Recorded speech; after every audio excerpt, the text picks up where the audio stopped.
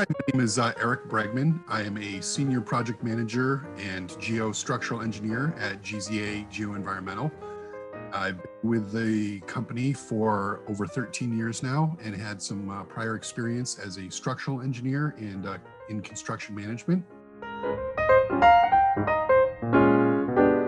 What I do is I work for a division in GZA known as the Contractor Services Division, and we provide various sorts of construction support to contractors on primarily heavy civil and highway projects, but we also work in the marine front industry, as well as commercial, industrial industries as well.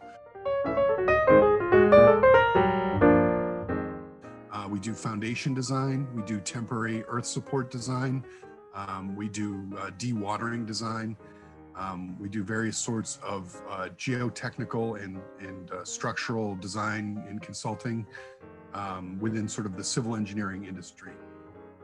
We provide also instrumentation, geotechnical instrumentation services, and environmental services on various projects.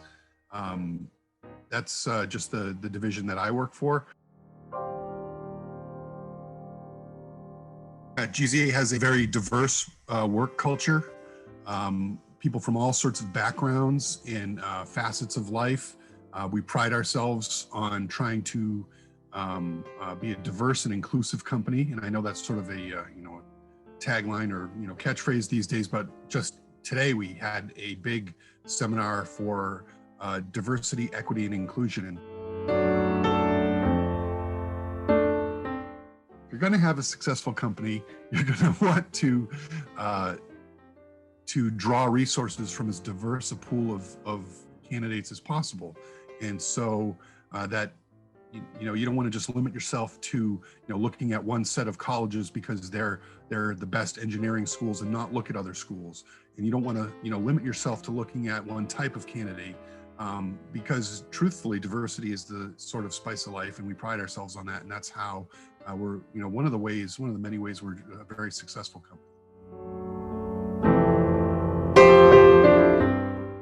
One of the most important things is having a work-life balance, having a balance between work, home life, and your work life, and being able to have a separation there as well. In particular, GZA is great. They're very flexible.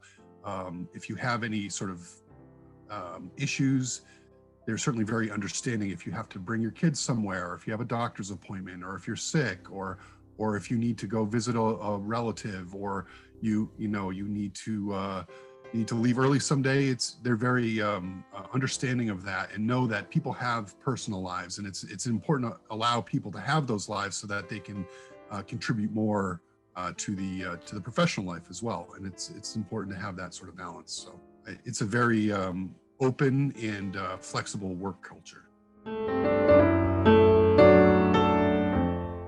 Some signs that you could look for to figure out if it's going to be a good work culture for you would be how they treat their employees, what kind of benefits they offer. I know it seems kind of obvious, but you want to look for somewhere that is going to give you what you need, whether it's medical benefits or a 401k or something like that. But it's not only the financial benefits that you'd be looking for. You'd be looking for, what sorts of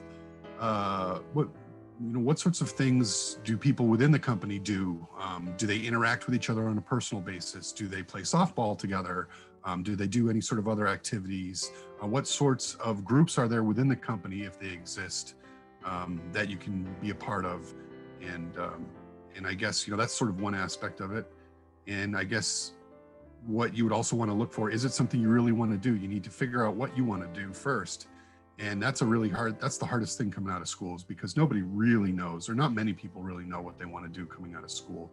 And you sort of take a guess, take a leap, and start doing something and say, yeah, this is something I really enjoy doing, or I definitely don't want to do this. And it's pretty rare, I think, that people land right in that perfect job right out of school. So sometimes it takes a little trial and error. So I think just knowing about the company that you're applying to, do your research, Look at their website, look at the types of things that they do, the types of clients they serve, if that's what they do, the type of community activities they may be involved in. Do they have a sort of a charitable giving,